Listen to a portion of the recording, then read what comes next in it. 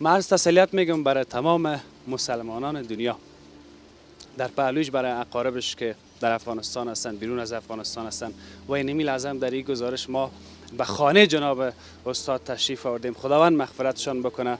در کنار ما جناب استاد امان الله احمدی هستند که چند لحظه قبل در داخل استودیو هم دعوت بودن در برنامه ما، و در کنار ما برادر بزرگ جناب استاد قاری برکت الله سلیم ایستاده هستند. میخواهیم صحبت‌های ما را با اینا شروع بکنیم. سلام، عرض تسلیت، صبحتان بخیر باشه. و علیکم السلام، ستړي باشئ، بخیر راغلی سید. ډیره مننه، بسیار زیاد تشکر، بخیر باشین.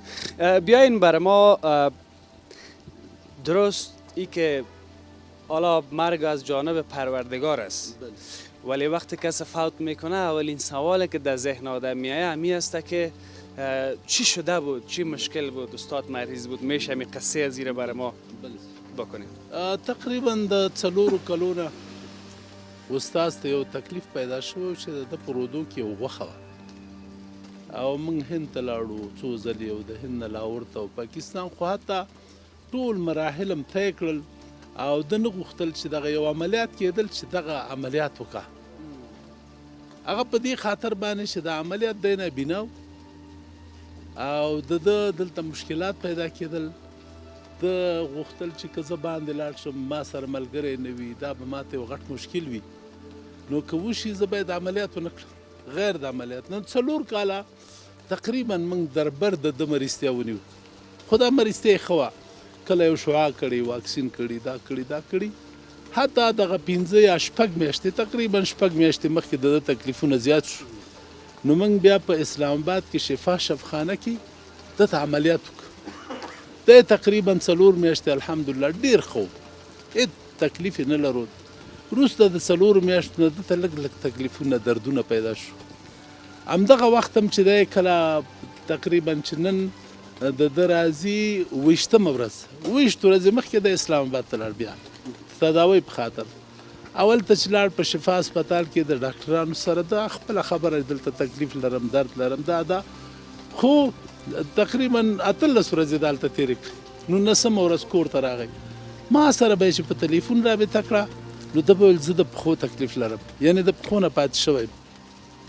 حتی ده ته د خبرو کړل مشکل شوي و د خپل تکلیف او مریضتیا په وجه. بیا نو چې دی د هغې ځینې راغی تقریبا 10 ورځې مخکې د په میدان یووي کې د ده وضعیت ډېر خراب و. د شپې موږ کور ته راغلو او سهار بیا لاړو دغه د امیري کمپلیکس ته، هلته زموږ 9 ورځې پاتې شو. د امیري کمپلیکس ډاکټرانو واقعا چې هغه څه په لاس کې لروده په ډېره مېړانه د موږ سره کومک کړی. چون دغه اجل داسې یو شی دی چې د دې لیار نشته چې یو سړی مخنیوی وکړه. نو پرون د هماغه تکلیف په وجه باندې په آخري وخت تقریبا 12 بجې یا 15 شپېلټ او 12 بجې وي چې د خپل روح قبض که او الله ته وسپاره. خداوند مغفرتشان بکنم. استاد چیزی برای شما گفت، چه پیام داشت، چه وصیت داشت؟ حالا شاید یکی از گپایش همی بوده باشه که مردم تشویق بکنین برای که قرآن بیاموزن، تلاوت بکنن، عبادت بکنن، شاید همی باشه و یا چیز دیگه. استاد خو تقریبا ما درته مخکې وویل چې د ده ژوند د قرآن سره و، د قرآن د زده کړې سره و. یو میاشت مخکې، ځکه د یو میاشت نه وروسته ده د خبرو توان نه لرود، چې کله انسان په درد کې ډوب وي خو توان نه لري چې هغه څه ته اشاره وکړه. نو ما ته یوه خبره همیشه به کړه چې زه په مریضۍ په دې خفه یم چې د قرآن د تعلیم نه پاتې شو. د دې نه علاوه چې دغه پاتې ورځې تېرې شوي دی د خپل تکلیف په وجه چې د تکلیف لرود دې ته متوجه نه و او موږ هم نه متوجه چې فکر وکړو چې دی د مرګ خواته روان دی. خو بیا هم هغه مریضتیا د ده ډېره مزممه او خرابه وه. د دې په وجه باندې موږ هم ده ته ازار نه شو ورکولی چې ته څه ووایه، ځکه د ده د ستوني تکلیف پیدا شوی و د دغې مریضۍ په وجه. ده ته زیات دردونه، تکلیفونه. نو دغه وخت کې یو مریض ته سړی چې ته څه ووایه، ته داسې وکړه. د یو خوا نو دا وخت مریض دې ته ضرورت لري چې ورته ووایي څنګه یې، او که د هغه نه وغواړې نو د ده سره دغه د یو میاشت مخکې نه ډېر شور و فریاد همدا و چې زه د قرآن د تعلیم نه پاتې شوم. از خوی و خاصیت استاد برای ما قصه بکن. دیگه درباره خوی و خصلتش گفتین شما محل رسانه هستین، شما برنامه داشتین با استاد و دوستایی که بیننده است همه از طریق برنامه هم دیده. اما قسم که استاد در ظاهر میشد در پرده تلویزیون یک شخص حلیم متواضع با حوصله بود، در زندگی عادی هم قسم یعنی خودم که خورد در امیج کلان شدیم. آجی صاحب حال ریششان سفید است و زمان ریششان سیاه بود. دمیج شب در مدرسه میشتیم تا صبح کتاب نوشته میکردیم، درس میخواندیم. یک روز استاد من ندیدم پیشانی ترشی کنه، یک روز از استاد ندیدم قهر کنه. بلا تشابه اون حدیث شما شنیده باشین که حضرت انس رضی الله عنه میفرمایند که من 10 سال خدمت رسول الله صلی الله علیه و سلم کردم، دمی 10 سال کوچکترین سرزنش از طرف از اونا ندیدم. یعنی چون شیخ القرآن استاد برکت الله سلیم پیرو محمد رسول الله صلی الله علیه و سلم است، به می لحاظ خلقشان، خویشان، عادتشان مثل جناب رسول الله صلی الله علیه و سلم انسان حلیم متواضع و هیچگاه در درس و تعلیم ابدا بالای کس قهر نمیکرد. بسیار شاگردان، بسیار استادا از وقتی که شاگرد چیزا نفهمه او را و تا شما دیدین که لطوکوب میکنن، قهر می، اما اندکترین سرزنش نبود. صرف بعضی شاگردان که غیر حاضری میکردن یا کسی خدا اینا کرده یک شاگرد بد اخلاقی میکرد تنبیه میشد، اما در درس و تعلیم تعاملش چی با شاگردا بود، چی با اهل خانوادهشان بود، چی با مردم بود، یک تعامل انسانی و ایمانی بود. از همون لحاظ من هم صحبت ها را در نمیجا خاتمه میتم، فقط به خاطر از اینکه از دیروز تا به امروز خیلی تماسای تلفنی حتی به من که خیلی کوچک هستم پرسان میشد که استاد به کجا دفن میشه. برای شما شاید خیلی تماس آمده باشه دقیقاً وقت جنازه و ای که در کجا به خاک سپرده میشه جناب استاد، برای مردم بگوین که همگی آگاه باشه. ما فکر نیک 100% میتونم بگویم همگی علاقه به این داره که بیایه به مراسم تشییع جنازه استاد اشتراک بکنه. من لومړی تصمیم داسې و چې دغه د پولیس چرخي خواته چې سړی ځي دلته یو قبرستان دی چې هلته زموږ نور مړي هم ښخ دي. د دوستانو ټولو قاري صاحبانو خصوص مشرانو په خوښه د ورځې تعین دا وکړه چې باید هملته جنازه هم وکړو، دفن هم وشي. چون د شپې بیا د مشرانو په خوښه چې په هغې کې مسؤلین شامل دي نو هغوی دا ونه غوښتل او وویل چې هغه کنار ځای دی باید په 3 بجې باندې په عیدګاه کې جنازه ادا شي او د هغې نه وروسته دفن په نادرخان غونډۍ کې وشي. بسیار تشکر، بسیار تشکر. خوشحال اوسئ، جوړ اوسئ. بازم عرض تسلیت. جوړ اوسئ. جناب استاد بسیار تشکر، مزاحم نمیشین. بسیار تشکر، شما عزت باشین. تشکر از شما که تا این لحظه بیننده گزارش شما بودین. ما هم تصمیم داریم که بریم بعد از این که مردم از اینجا آماده میکنن جنازه استاد بزرگوار را، باز بعدنش هم به تپه نادرخان نماز جنازه هم در مسجد جامع عیدگاه ادا میشه. پس از او هم در تپه نادرخان به خاک سپرده میشه. روز قبل گفته بودن در پلچرخی، ولی بنابر تصمیمی که گرفته شد و برادرشان گپ را گفتن که بزرگان تصمیم گرفتن که در تپه نادرخان به خاک سپرده میشه. ساعت 3 بجه ما هم میریم به تپه نادرخان، منتظر می باشیم تا ساعت 3 بجه و میخواهیم که در این مراسم ما هم اشتراک بکنیم. السلام علیکم و رحمت الله و برکاته. الذين اذا اصابتهم مصیبه قالوا انا لله و انا الیه راجعون. متاسفانه با اظهار تاسف و اندوه فراوان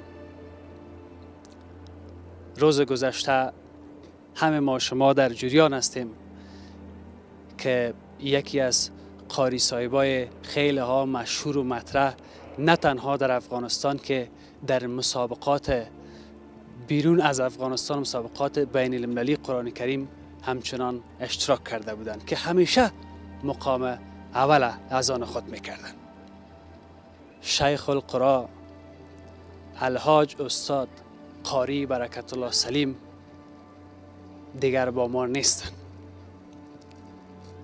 واقعا اگر از استاد قصه بکنیم، از دستاوردهایشان صحبت بکنیم، ممکن ساعتها را در بر بگیریم. اما واقعا خیلی ناراحت شدیم. در همین یک شب و یک روز حتی آرام استراحت نکردیم. جناب استاد در سال 1329 در ولایت ننگرهار به دنیا آمدن و یک معلومات را که من خواندم واقعا خیلی بر من جالب بودی که در سر 9 سالگی به طور کامل، به گونه کامل حافظ قرآن کریم شدن، حفظ کردن که این کار بسا مشکل است و خداوند نیز استعداد برشان داده بود. به هر صورت در این گزارش آمدیم.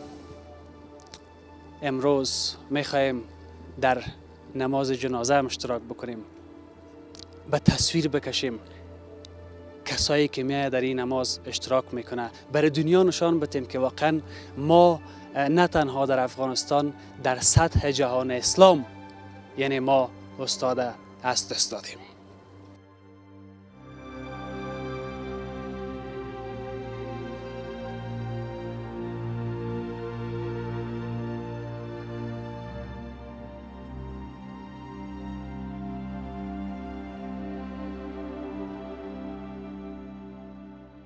تشکر از اینکه با ما هستین. واقعا یگانه گزارشه که خیلی ها ناراحت شدیم همین گزارش هست. یعنی ما که دیدم اقدر دوستدار داشته استاد برکت الله سلیم که از همین خرد گرفته تا بزرگ. باور بکنین که ما در همین مسجد عیدگاه تا چند لحظه قبلم دیدم و همین جا نگفتم که برای شما هم تصویر داشته باشن که شما هم ببینید. چنان مردم ما با یک علاقه میان که در نماز جنازه اشتراک بکنن و نماز جنازه استاد را ادا بکنن. یعنی واقعا خیلی علاقه دارن. همین لحظه جنازه استاد بزرگوار قاری برکت الله سلیم را آوردن و میخواین که به داخل مسجد ببرن به خاطر ادای نماز جنازه. همین تعداد دیگه مردم داخل رو ببریم.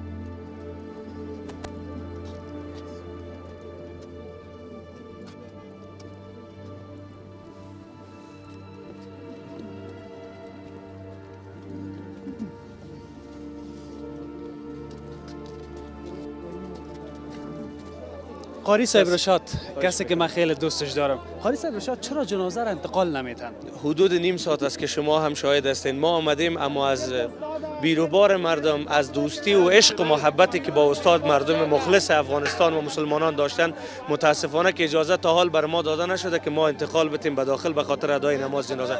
چون بیروبار خیلی زیاد است و مردم ازدحامشان زیاد است، هنوز هم آمده رایستن به خاطر ادای نماز جنازه.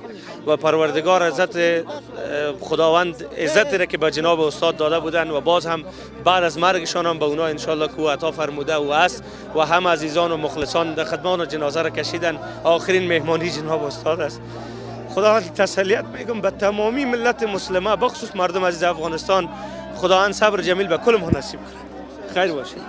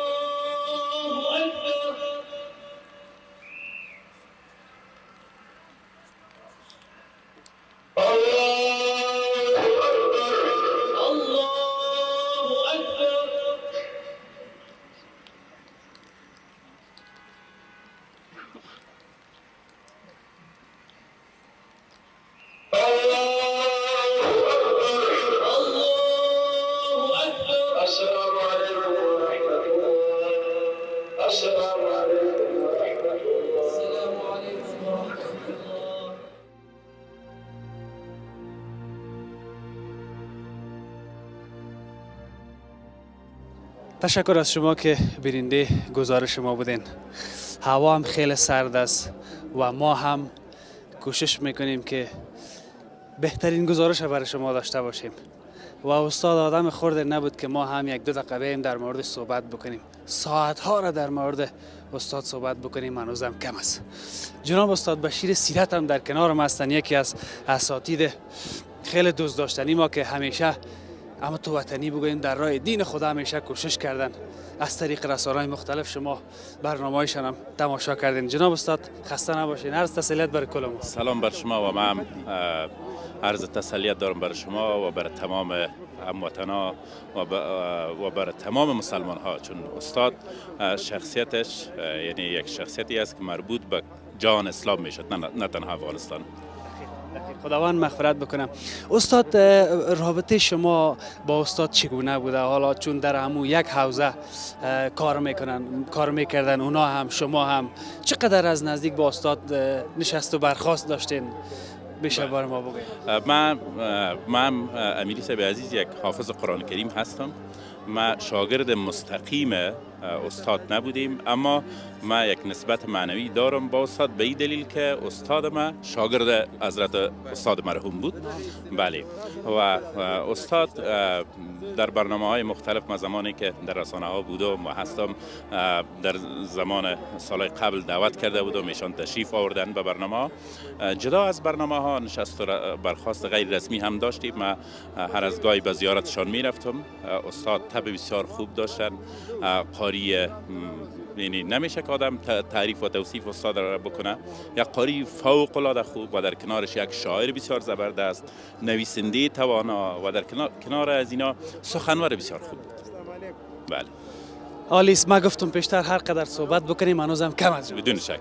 و شما یک چیز دیدین امیری صاحب عزیز که محبت استاد شما از تجمع هموطنای ما دیدین و ما شاهد بودم که هموطنای ما از سراسر افغانستان در تشییع جنازه استاد تشریف آورده بودند و این نشان دهنده محبت استاد هست. بسیار تشکر. سلامت باشید. هر کس دوست داره که در مورد استاد صحبت بکنه، هر کسی در دلش از خوبی های استاد، از کارهای که استاد انجام داده در راه دین خدا و رسول، همگی دوست داره که یک چیز بگویه. من از این طرف شروع میکنم، مهربانی خود معرفی بکنید. سلام علیکم و رحمت الله و خیر. سلامت باشید. ضیاء الحق منقاد هستم، یکی از شاگردای جناب شیخ القرآن استاد برکت الله سلیم. بسیار تشکر. بخیر باشین. چند سال شاگرد استاد بودین؟ مدت 18 سال میشه شاگردش هستم. 18 سال. از امی دوره که بودین با استاد رفتین درس گرفتین، اما شیوه درس دادن استاد چگونه بوده؟ میشه خودتان یک چند کلمه قصه بکنید. جناب استاد خود در هر بخش تنها درس از اینی ما زیاد چیزا از آموختیم، تنها ما نه بلکه شاگردا و ملت از ایشان آموختن. یک آدم حلیم بود، با یک قاری قرآنی که لازم باشه چگونه اوصاف داشته باشه جناب استاد داشتن. یعنی اخلاق استاد قرآن بود، هدفش قرآن بود، خدمت قرآن بود، رساندن قرآن بود. یک شخصی بود که کل عمر بی‌طرفانه، بی‌غرضانه سپری کرد و تمام شما دیدین که تمام اقوام افغانستان، تمام ملت افغانستان امروز محبوبیتش به قلبی معلوم میشد که استاد در قلب هر کس بود، به هر کس خدمت کرده بود، خدمات کرده بود که در افغانستان کسی قرآن و تجوید بسیار ناشنا بودند. کوچ کرده بود بیخی، یعنی کسی نمیشناخت تجوید به یعنی چی. ایشان از اون وقت زحمات کشیدن، تربیت کردن، شاگردا آموختن، به هزاران شاگردا آموختن. من شخصا خود من 14 روایت از جناب استاد مکمل خواندیم و روایتایی که ثبت هم کردن در رادیو تلویزیون افغانستان ما در همه روایتاش امرای سامی بودم، اشتباهاتم رایشان میگرفتم، ادیت کاری میکردم ارمان استاد فقط می بود میگه اگر یک لحظه ما وقت داشته باشم او را سپری خدمت و رساندن قرآن بکنم و یک ارمانی که به خود بردم او بود که 14 روایت تکمیل کرده در ثبت نتونستند، عمر برش یاری نکردم. در دنیا کسی 4-5 روایت بیشتر ثبت نکرده، لیکن ایشان 12 روایت الحمدلله ثبت کردن در خدمت قرای عزیز. او را در گوگل هر کس میتونه بسیار با سادگی او را بگیرن و از استفاده بکنن. لیکن همین 2 روایت همین روزای چند ماه قبل که چند روز خوب شده بود، مرا فقط میگفت که یک روز اگر وقتم داریم بیا که بریم روی تلویزیون ثبت بکنیم قرآن کریم را. قربانتم، سر تشکر. بهترین جنازه میگن حدیث است، از ما کرده بیشتر شما بدانین. بهترین جنازه او جنازه است که زیاتر مردم در او اشتراک بکنه، نماز جنازه را ادا بکنه. دقیق امر شکل. امروز ما شما شاهد بودیم بیشتر از هزاران مسلمانان فیشت تجمع بیشتر در یک لکم رسیده باشه، بیشتر از اون. لیکن در حدیث 40 نفر گفته در جنازه یک مسلمان اشتراک میکنه واجب الجنت میشه. این جمع غفیری که و خدا خیر بده برادرشان که از روز ما با امرایشان در مشوره بودیم، در رأس کمیته ما خودم بودم. یعنی اشتیاق کل مردم ملت می بود که جنازهش حداقل در مسجد عیدگاه خوانده شود، به خاطر جمع غفیر در اشتراک بکنه. ولی الحمدلله مو هدف فرمان ما که بود خیر ببینن، قبول کردن. مو قبر و ادیره آبایی خود تغییر دادن، مکان جنازه هم تغییر دادن، جای هم تغییر دادن. سلامت باشن. بسیار زیاد تشکر. شما تشکر.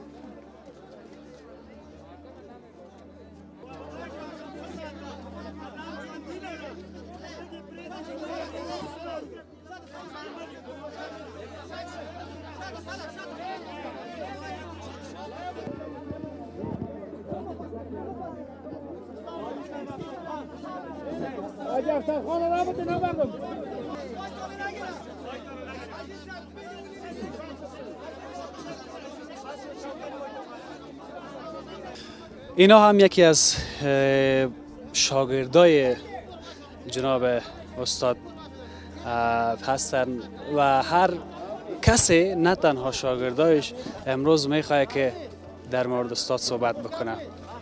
خسته نباشین، عرض تسلیت. سلامت باشین. السلام علیکم و رحمت الله. فوت یا وفات استاد معزز شیخ القرا استاد برکت الله سلیم را به تمام جوامع اسلامی جهان تسلیت عرض میکنیم. استاد تنها از افغانستان نبود، از تمام جهان اسلام بود. استاد یک ولی خدا بود. استاد یک شخصیتی بود که برکت از این ملک بود. استاد کسی بود که در کشور ما شما قرآنی که مسلکی و اصولی و قانونی خوانده شود ترویج کرد. به میلیون ها شاگردها داره استاد. خدمات استاد قابل قدر است که بنده یکی از شاگردهای کوچک استاد برکت الله سلیم حدود 25 سال پیش تا 28 سال پیش حدوداً شاگردی استاد را الحمدلله که نصیب ما شده و استاد معزز ما که از خدمات بی اندازه کرده برای کشور ما. تمام مملکت حتی بارش برف این گریه آسمان به حال استاد ما است. من تنها گریه نمیکنم، قلب ما گریه نمیکنه، کل کشور کل دنیا به حال استاد نوحگین است. ضایع جبران ناپذیر است. خداوند غریق رحمتش بکنه. تسلیت به تمام ملت میگم. خداوند شما را کم نکنه برادر. خداوند مغفرتش بکنه. سلامت باشین. تشکر باشین. عمرتان زیاد باشه. سلام علیکم.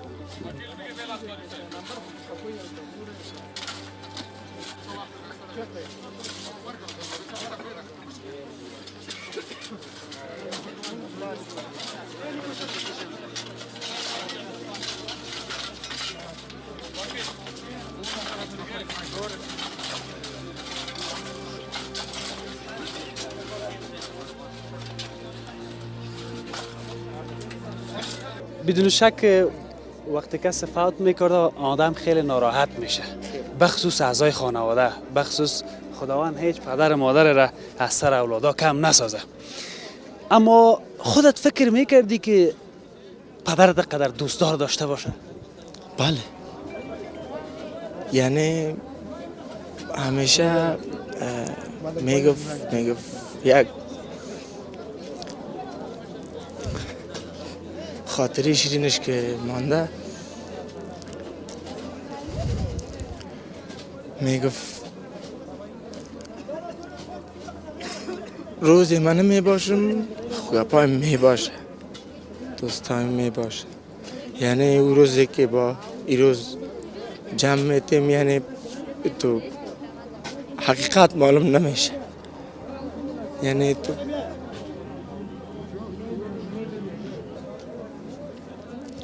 درک میکنم در غمتان شریک هستیم. فکر میکنم اینا هم از فامیلایشان هستن.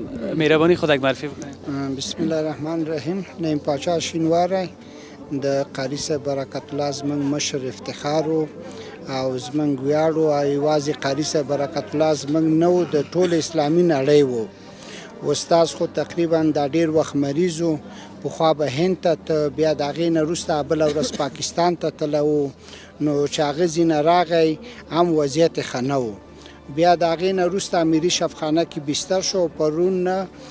پرون تقریبا 1:15 منټه و چې کمبخت د دې دنیا فاني دنیا نه سترګې پټې کړې او علت یې وکړ. نو بس هغه ته جنت فردوس غواړو او کورنۍ ټولو ته زړه صبر غواړو. بسیار زیاد تشکر. خداوند مغفرت. خداوند تاسو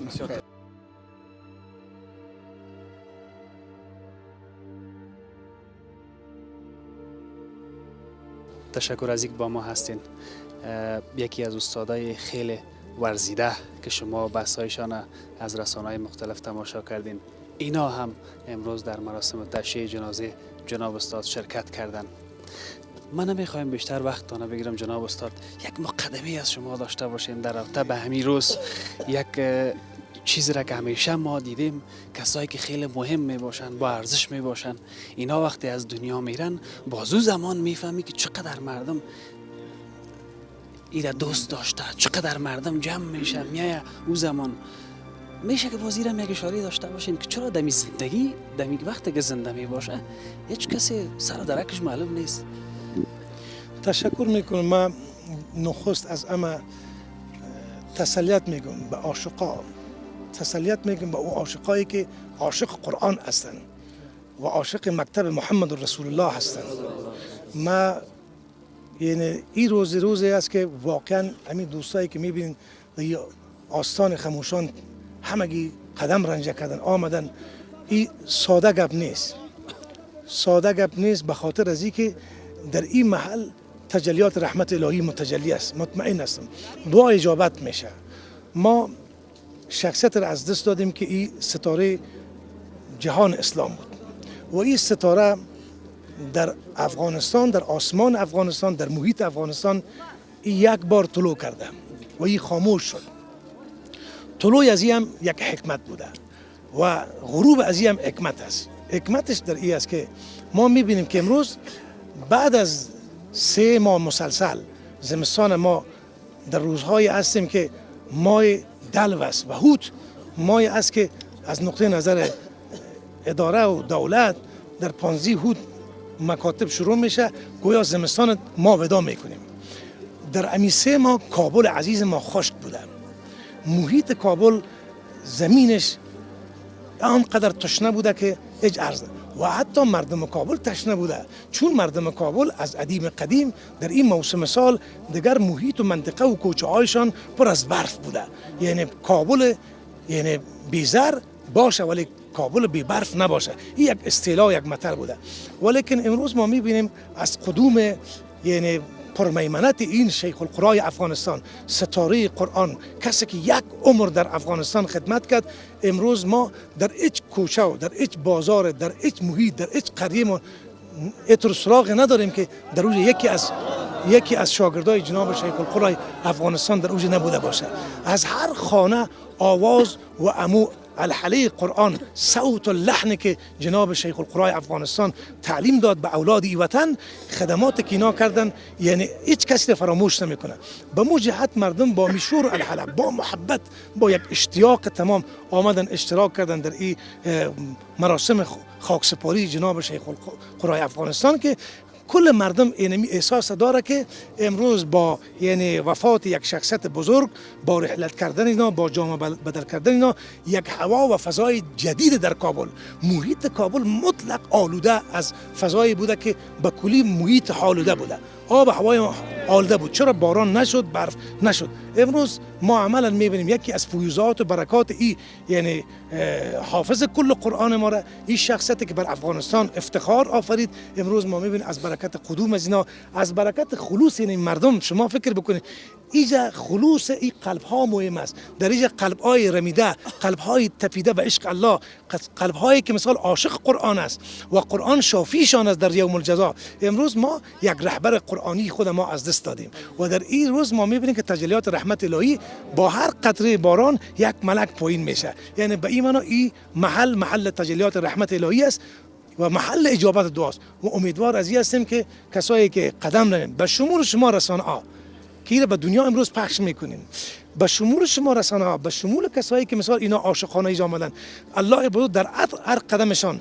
حسنات عنایت بفرما، در هر قدمشان خداوند محو گناه ها را عنایت بفرما، در هر قدمشان خداوند درجات از اینا را در بهشت عالی بسازه و پروردگار او قیرات‌هایی را که در زبان نبی مکرم گفته که هر قیرات معادل یک کوه احد است، پروردگار هیچ کدام از اینا را بی بهره نسازه. شما را هم جناب استاد عمیق بگوین که ما میتونیم جای استاد پر بکنیم.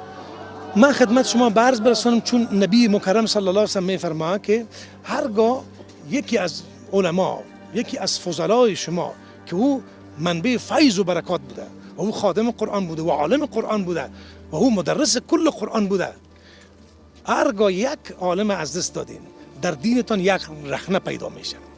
این رخنه تا قیامت پر نمیشه. هیچ کس جای شیخ القرای افغانستانه کس گرفته نمیده. شاید از این که شاگردای مؤثرتر پیدا شد و بر افغانستان افتخارات بیاره، ولیکن این مرحله که اینا در این برهه حیاتشان خدمات کردن و قرآن بر مردم معرفی کردن، دیگه هیچگاه این رخنه پر نمیشه. الله بزرگ رحمتشان کنه، پروردگار قبرشان روضه های بهشت بسازه، پروردگار این سوال نکرین سرش آسان بسازه. الله بزرگ دوستایی که قدم رنجه کرده اینا را هم پروردگار در دنیا و آخرت خداوند سبز و خرم داشته. نعره تکبیر! نعره تکبیر! نعره تکبیر! الله اکبر! قاری صاحب، حاجی بلال امیری هم در مراسم تشییع جنازه آمده بودن و خواستن که برای ما یک مناجات بخوانند. بعد از اون باز گزارش ما وقتش تمام است، خداحافظی خود کردیم. مهربانی. خداوندا بگردانی بلارم،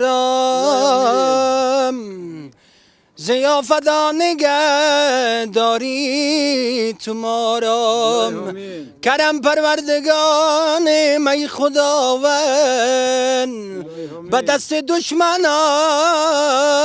مسپار مارم. خداوندا تو فرمودی به قرآن که من نزدیکم ای سایل دعا کن، خدایا سایلان بینوایم، به فضلت سایلان را با نوا کن. مسلمانان به صدق آمین بگوین که یامین تقویت بخشد دوارم. وقتی مردن تو به ما وعده دیدار بدیم، میبری سویلت خاطر یارم ببر. دنیا صفانی ندارد بنیاد، دم بدم با گلی رخسار محمد صلوات. تربت ما بر زمین مجو، بر سینه‌های مردم عارف مزار ماست. آی بسین هر کسی قرآن دارد، با عالم گنج بی پایان دارد. از آن روزی که نازل شد و ختم الانبیا قرآن، بگیتی ارمغان آورد هزاران خوبیا قرآن. خدایا ملک ما آباد گردان، تمام دشمنان برباد گردان. برای مومنین وحدت بفرما، نفاق و کینه را یک سر فنا کن. سعدیا مرد نیکو نام نمیره درگز، مرده آن است که نامش به نیکویی نبرد. هزاران درود و هزاران سلام زما بر جناب محمد علیه الصلاة و علیه السلام.